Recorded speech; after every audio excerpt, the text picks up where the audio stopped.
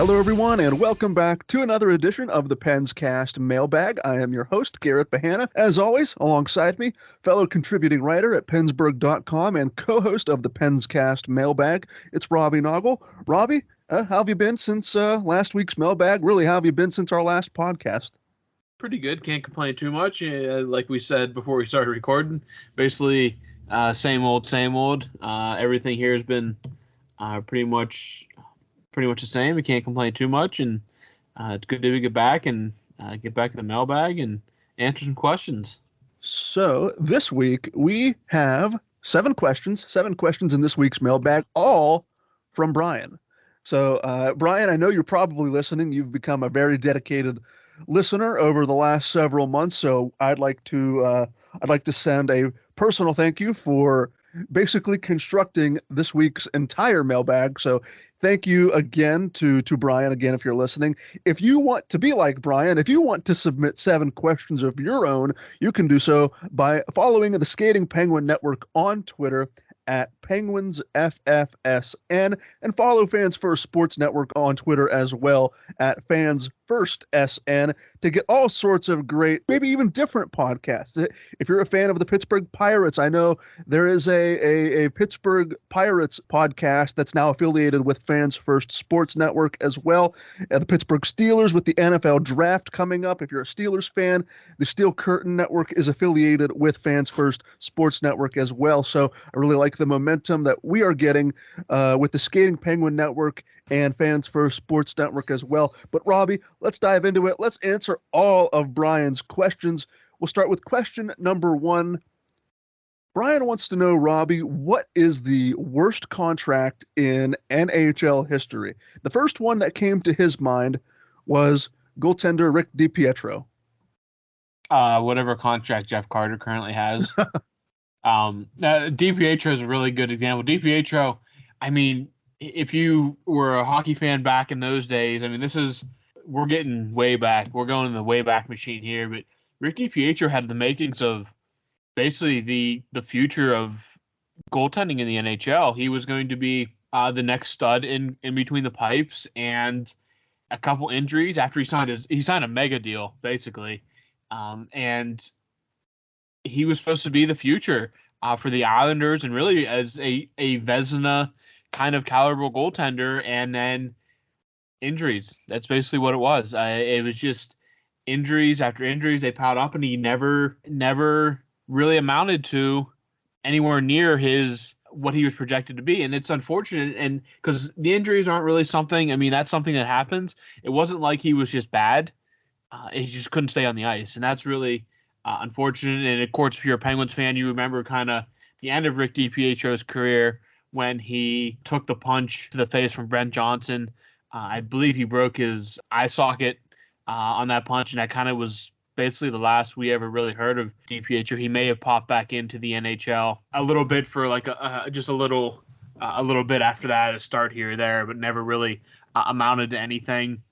If you remember the Ilya Bryzgalov contract with Flyers that ended up being a disaster, they thought he was the answer, and again, never worked out. A lot of goalies, it seems like, maybe because they're such a focal point of them, but I don't know exactly. The Ilya Kovalchuk contract was not great. The Zach Parise contract with the Wild good at the beginning turned into be, once he aged, you knew that was going to age poorly, and it kind of did.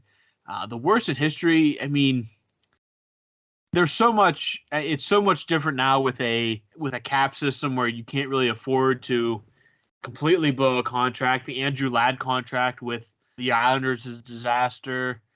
So many good names come to mind for this question, and the Penguins aren't necessarily immune to that either. You have, as I kind of joked there, the Jeff Carter contract and the Jack Johnson contract, which the Penguins are paying off for, I believe, another 2 years.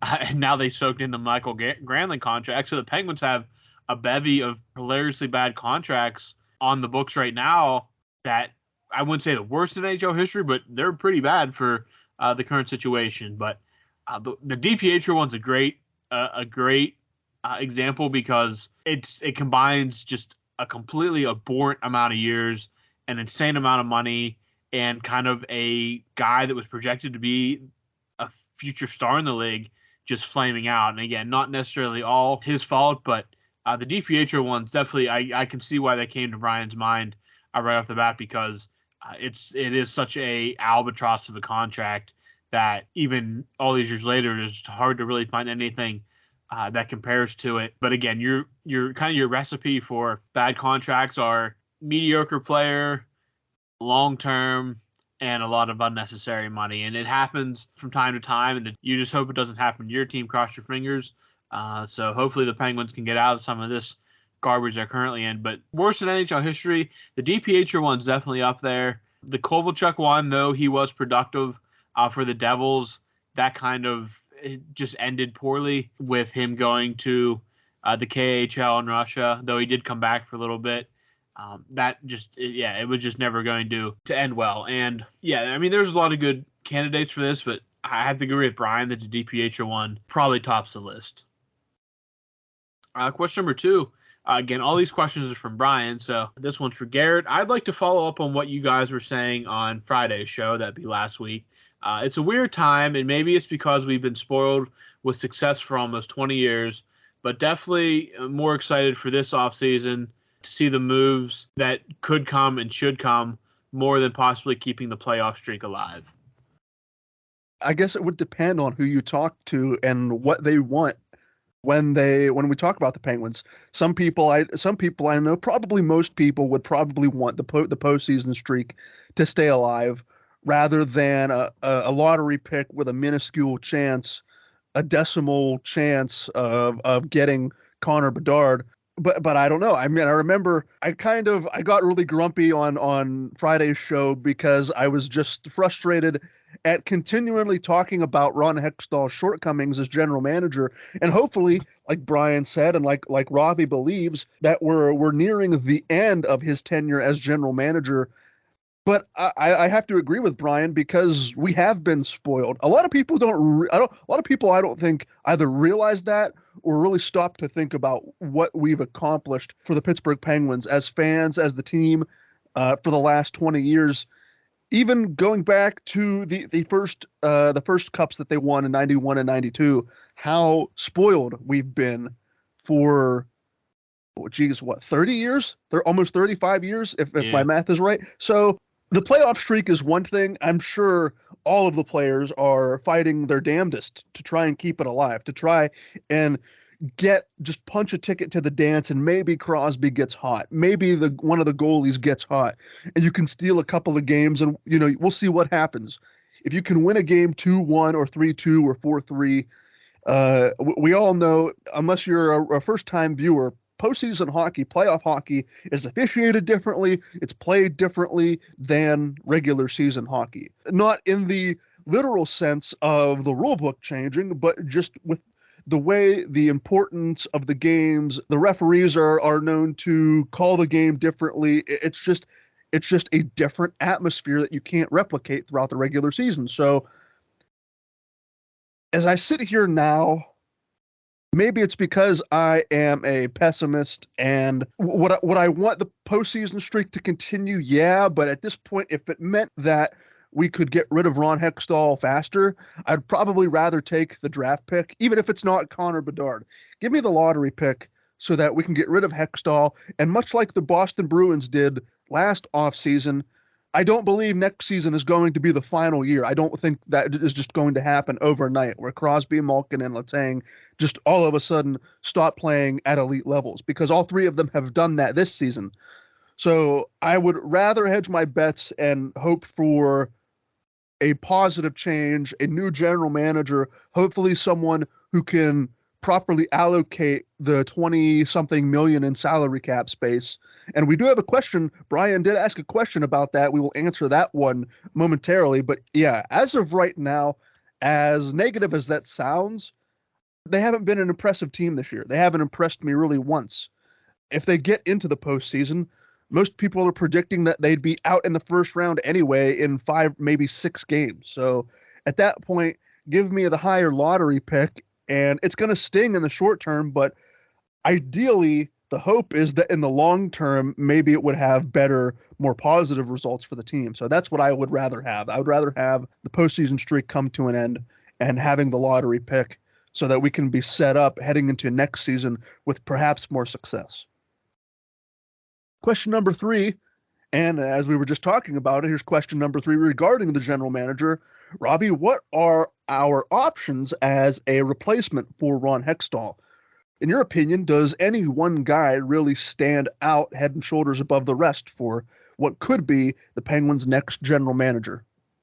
Yeah, so as luck would have it, ESPN about a week ago did kind of a list of coaches and general managers or candidates for those positions, I should say, based on basically who's ready right now and who could kind of be a dark horse or needs a little more maybe experience as an assistant general manager before taking over. And the first name that kind of popped up was the current Seattle Kraken assistant general manager that many Penguins fans will be familiar with, Jason Botterill. Jason Botterill was in Pittsburgh under the Ray Shero / Jim Rutherford regimes in Pittsburgh. He was very highly coveted, went to Buffalo, didn't work out there, and now he's in Seattle with Ron Francis. And all logic says that he will get another shot somewhere along the line, whether it be in Pittsburgh or somewhere else. Everything points to him getting another shot. May have got a little bit of an unfair shake in Buffalo, which many do. It wasn't exactly probably the best situation for a rookie general manager to walk into. Another name that was on this list that stuck out to me was Matthew Darche. He is currently the Tampa Bay Lightning assistant general manager. He has interviewed for jobs in the past, but never been offered a full GM job.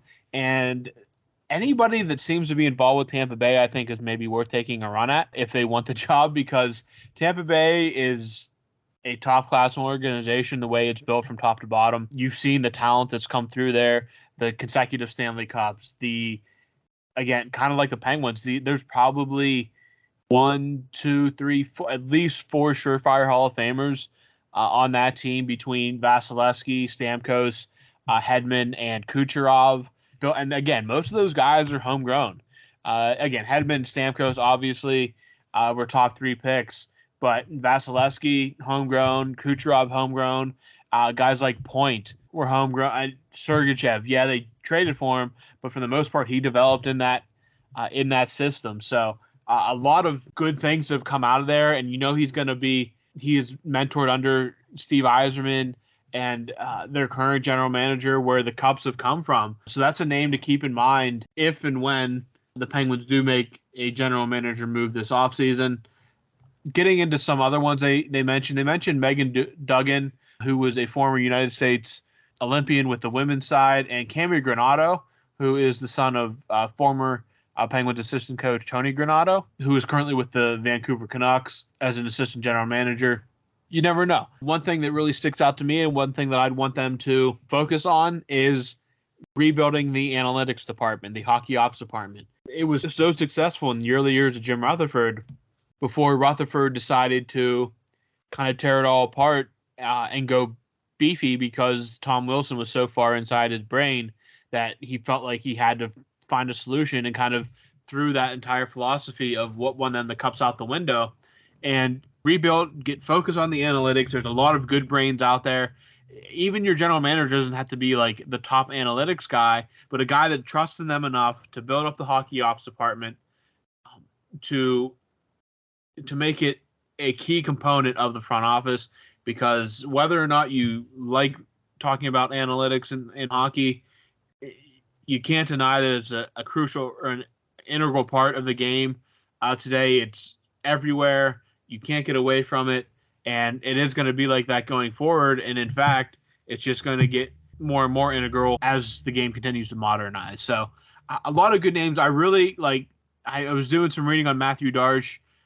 He's going to be highly coveted at some point, and the Penguins are kind of coming into this era now where maybe they need to get a guy that has experience producing homegrown talent, or has the knowledge of how to produce homegrown talent. And Matthew Darche is only 45 years old. He's not very old at all. So he'd be a younger face than the Penguins are used to. That's for sure. So a good name there to keep in the back of your mind. And also, you can't really ignore Jason Botterill as well, just because of his ties to Pittsburgh. Given most of the people that he worked with have since moved out, but it's hard to just ignore his ties to Pittsburgh and the success he had here and what he learned here. So another name would be Jason Barter to definitely keep in mind because he's going to be in play, I think, if and when the time comes. Question number 4, do you think the season would have played out differently if Mario and company were still the owners and in charge?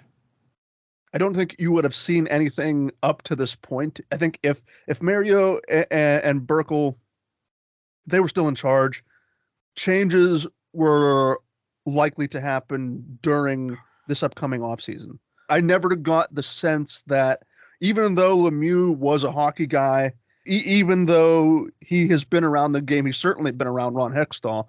I don't have the sense that he would have interfered with the day-to-day operations during the regular season. However, I do think had they still been here heading into this offseason, I have to imagine there would have been at least a tiny sense of frustration, knowing how important he feels about Crosby, Malkin, and Letang. That sense of frustration, the sense of disappointment, the fire Hextall chance. I mean, Robbie, has there been a general manager in Penguins history, even during the ups and downs of the Shiro era, even during the latter half of the Jim Rutherford era? I can't distinctly recall a moment where fans were that visibly frustrated, where those chants were so audible that, I mean, it was trending on Twitter. The hashtag Fire Hextall was trending on Twitter. I think that they would have reached a point where they said, this is not working. We need to go in a different direction to maximize what's left of this era. And we say that all the time, to maximize what's left of this era. But I really mean it, because Lemieux knows himself that time is limited. Crosby, Malkin, and Letang are closer to the end than the beginning. You know, had they still been in charge, obviously the goal would have been to maximize whatever success you could have gotten out of those three. And even though the Fanaway Sports Group has largely been a nameless, faceless collective, you don't buy a franchise like the Penguins with the star power that they had when FSG acquired the group. You don't buy the Penguins with an aging Crosby, Malkin, and Letang without realizing or having some sort of sense that these guys, they're elite. They still are elite, but they're closer to the end than the beginning. Fenway Sports Group likes making money. You make money through having a successful regular season, and you make money especially in the postseason.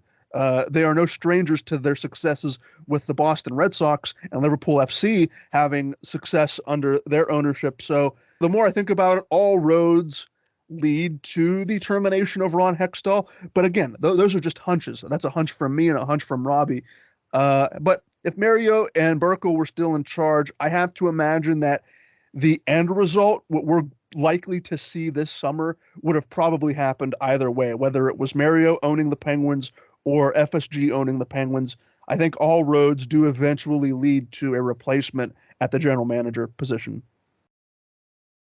Question number 5. Other than the main four, Mario Lemieux, Sidney Crosby, Evgeny Malkin, and Jaromir Jagr, what other 2 to 3 players define the Pittsburgh Penguins? Those four are obviously the Mount Rushmore Penguins hockey, and there's really, you have to think those are guys who are as close as cemented into those positions, assuming that the Penguins don't get another just talent that somehow measures up to them, and you have to make the decision to knock one of them four off. But yeah, so those four are obviously your Mount Rushmore, and your next 2 or 3, I think, if your first 2 have to be Chris Letang and Marc-Andre Fleury. Fleury because he was the first piece of this generation. He was the first overall pick in 2003. The Penguins even traded up to that number 1 slot to get him. It was just such an important building block. He was here for 3 cups. He had moments during all 3 cups. Obviously, 2009, he was the main guy, but the 2016 and 2017, he wasn't, but he still had his shining moments, especially in 2017.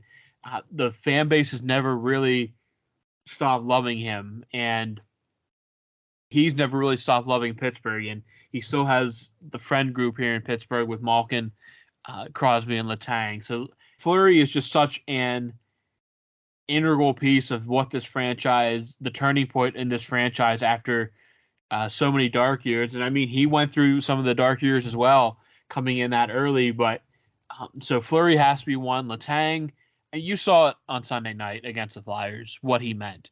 It's almost like his 1,000s game crept up with very little fanfare until it was actually here.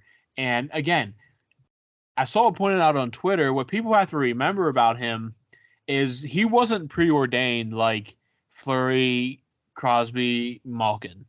He was a third-round pick, and third-round picks are basically, I mean, you're just taking a shot. And thank goodness it worked out for the Penguins. And he's always going to have his detractors in Pittsburgh. It's been well chronicled. Oh, I see what you did there. Oh, hey. How people have been down on him for basically his entire career, and at every turn, he goes to prove you wrong. Like, even last night, even against the Flyers, there were people on Twitter just lamenting the fact that he was still on the team, and I cannot get over it. He is going to have his number retired in Pittsburgh. He is probably going to be a part of some kind of statue in Pittsburgh outside the arena, and he has a case to be in the Hall of Fame.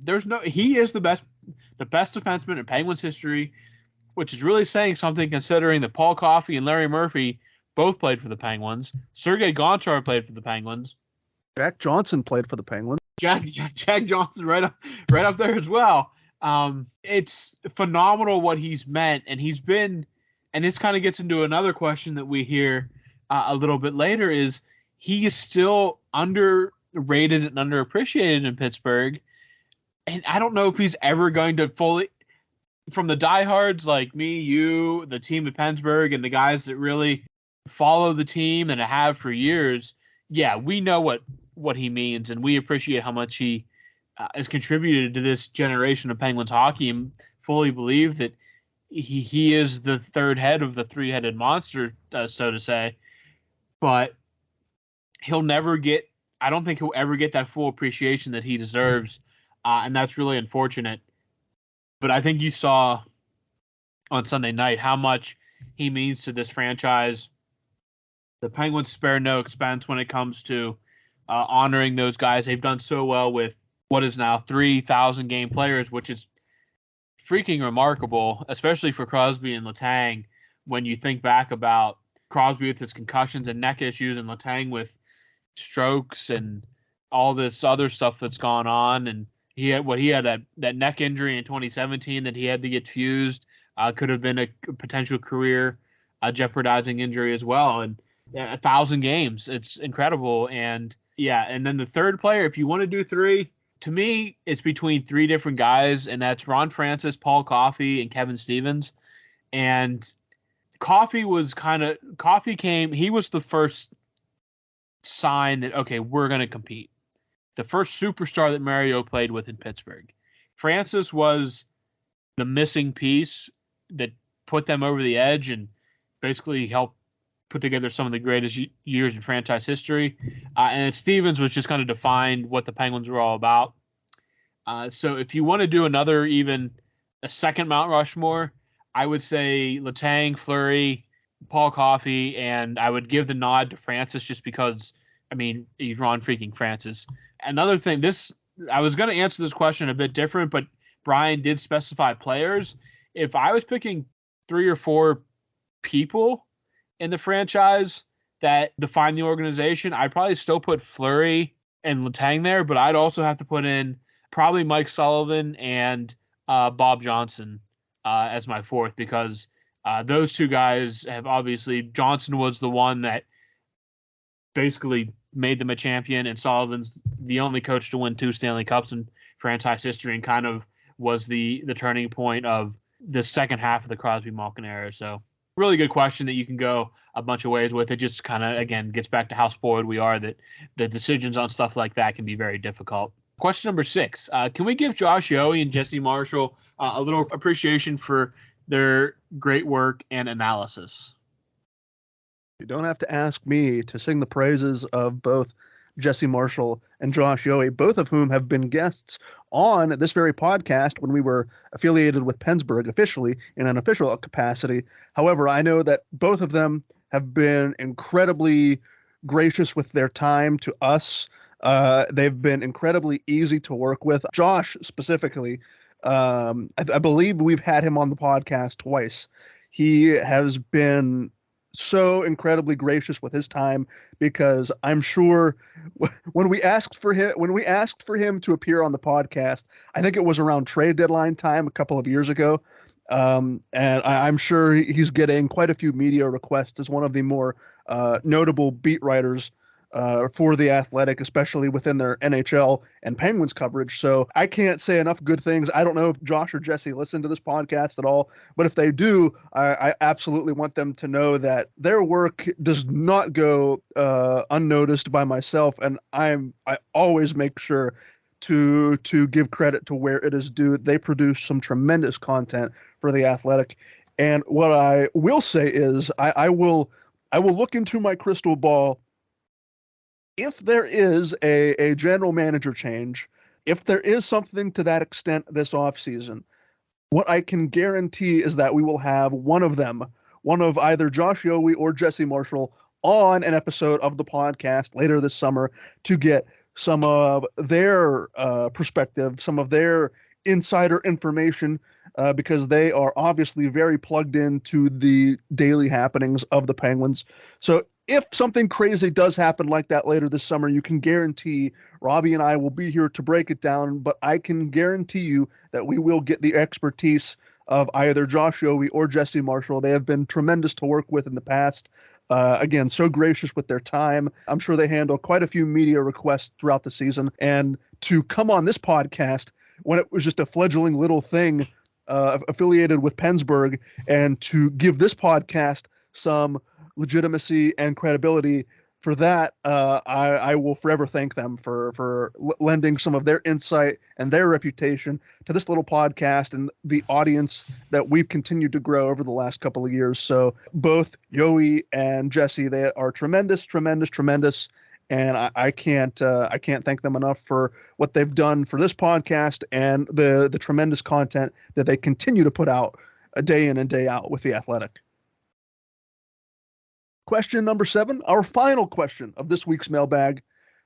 Brian wants to know, Robbie, you kind of alluded to it in your last question, but who is the most underrated Pittsburgh athlete? You can go in a couple of different directions because he doesn't really specify what sport or position, but do you have what is the most underrated Pittsburgh athlete? Yeah, I think Chris Letang, as I mentioned before, has to be on that list. There's a lot. I mean, every city that has a sports team has, I guess, I don't want to call them cult-like athletes because that's a little bit different. But I mean, underrated athletes that are truly good and contribute to their teams that just kind of flew under the radar, I guess. I was always, Garrett, you probably remember Dan Kreider, who played for the Steelers. Yes. In the kind of the early Ben years, won a Super Bowl. I think you got to put his name on there. He was a very integral part to what the Steelers did with those Jerome Bettis rushing attacks. I'm going to put Willie Parker on that list. Fast Willie. I mean, a signature Super Bowl play, and just really, I know his window wasn't very long, but he was a really, really good running back during his time in Pittsburgh, and a very integral part of a lot of success for the Steelers in those early Ben years. So I got to put Fast Willie on that list. There's like a billion linemen that the Steelers have gone through over the years that probably don't get enough love. Obviously, we can complain about the line now, but they've had some truly great linemen throughout the years. It took forever, but Alan Faneca finally got his due. I think Heath Miller has to be on that list. I know that everybody loved Heath, but what he provided, I think, kind of flew under the radar a little bit. James Farrier, I think, has to be on that list. And going back to the Penguins, Marty Straka, maybe? I think people kind of push aside how great he was in Pittsburgh. He played on some bad teams, but he played on some good teams as well.